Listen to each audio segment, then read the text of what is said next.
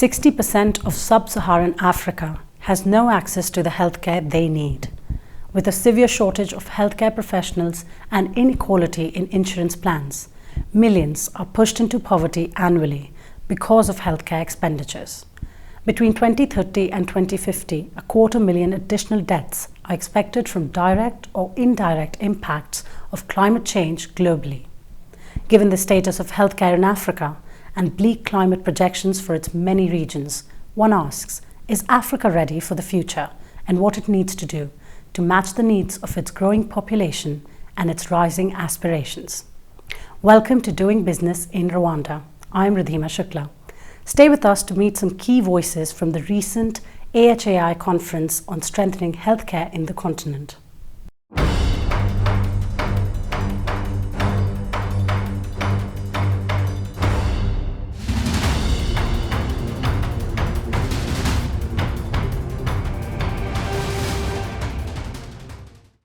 The Africa Health Agenda International Conference was recently organized in Kigali, Rwanda.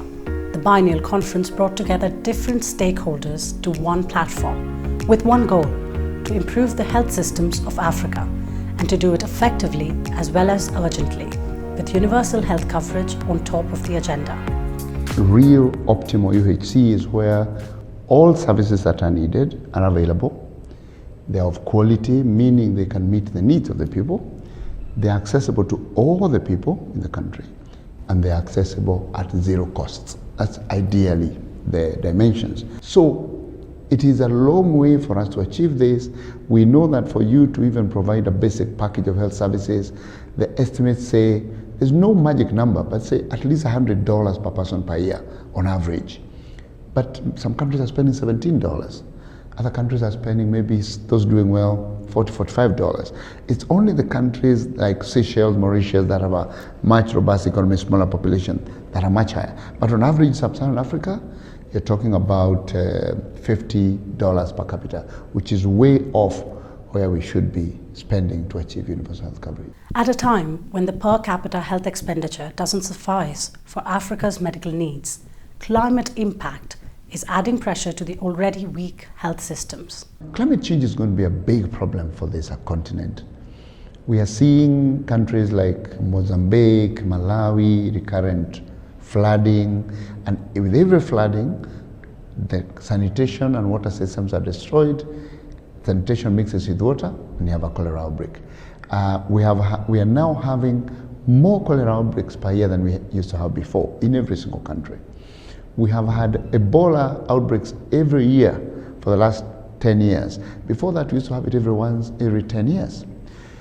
The issue is human-wildlife conflict and also destruction of biodiversity. And therefore, there has to be transfer of microorganisms. Those microorganisms are naive. Our immunity is naive to those. So this is what we are going to see. The only way, so on one side is that it's going to be very difficult to reverse. We know that global warming is here to stay for many years. We're not going to reverse it overnight. So that's a problem. So what must we do? We must start to think about what are our vulnerabilities and how do we now adapt our systems to be resilient to those vulnerabilities. But in Africa, we're still kind of in our own different compartments. Take the government. The Minister of Agric will not talk to the Ministry of Science. The Ministry of Water Resources will not talk to any other person. We still need to move away from that. That One Health should also go into the way we operate, not just the talk, but also the action that we take. And again, people talk about that. We should begin to understand also, if a country puts a lot of money into improving the water, potable water for its people, it's impacting on health, because then we won't have more cholera anymore. And that's a health issue. And so each of us must begin to see that progress in there also impacts on us. And the progress that each one makes, we see consolidate it together. And that's where we're going to get much better progress than we're getting right now. Every pandemic or outbreak starts with a single person. There's always an index case. How do we identify it early and stop it when we identify it? But that speaks to community health systems. That speaks to community-based surveillance. You can't wait to identify the index case in a referral hospital. By then, the people who brought the case, the family, are all infected. So these are what the things we need. It's important that we do that at a primary healthcare level. And primary healthcare level is the community-based healthcare that happens, where people are able to engage with healthcare practitioners early on in their sort of disease progression. And having primary healthcare services encourages sort of early health-seeking behavior. What that does, it reduces the amount of late-stage disease that is caught, because often cost builds up when people are treated late, instances such as cancer, etc. And so this primary healthcare sort of health system strengthening work that we are doing is critically important towards reducing the overall cost and burden of healthcare on the economies and the communities. Governments have a primary responsibility to provide for the health of their population. That's their primary role.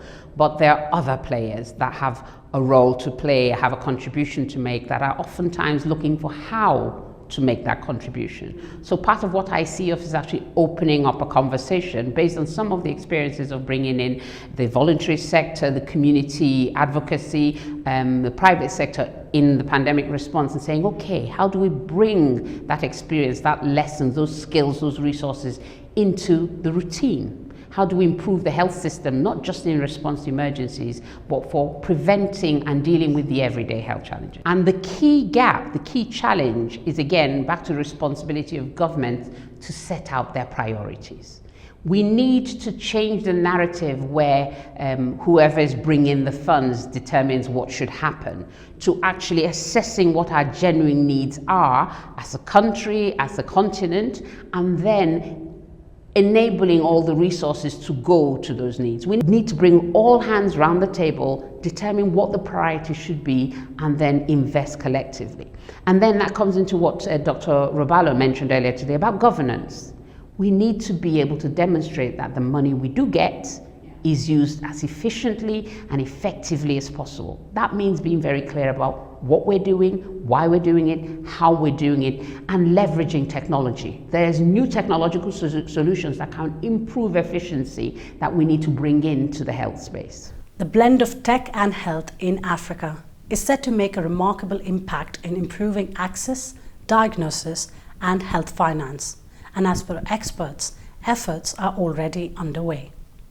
And with an experience that we've already had to see how technology, when it is well injected into a sector, it can really transform it. So we saw how mobile transformed financial inclusion. So our hope is technology can revolutionize healthcare on this continent. Everything we're talking about is already happening in one way or another.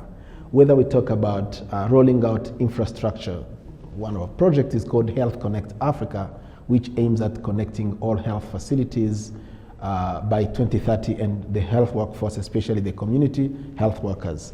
Whether we talk about innovation, promoting homegrown innovation and hopefully seeing the first health tech unicorn coming from the continent. Today there is 0 unicorn in this sector. Whether you talk about building capacity and looking at the shortage of human, the workforce that we have, all of those projects and priorities are already going on in one way or another. So what the strategy really brings is a raised sense of agency, urgency to invest more in those areas, to give a sense of direction, to work and coordinate more effectively, to eliminate fragmentation, to promote scalability of different solutions that are there and interoperability. But most of the components are there. We are just bringing them together and now accelerating investments in those. While the incorporation of technology in health is improving steadily, primary healthcare in Africa is rarely equipped to be the foundation of the healthcare system, which ultimately impacts the continent's economic growth. As we learned through COVID-19, that an investment in healthcare is a direct investment in the economy of a country. It's something that we cannot let disintegrate. We have to build robust and rigid and efficient healthcare systems. And I think there's a multitude of things that's being done by many different organizations and governments, but there is a need for us to coalesce our efforts. And I think a conference of this nature is critically important in us doing that.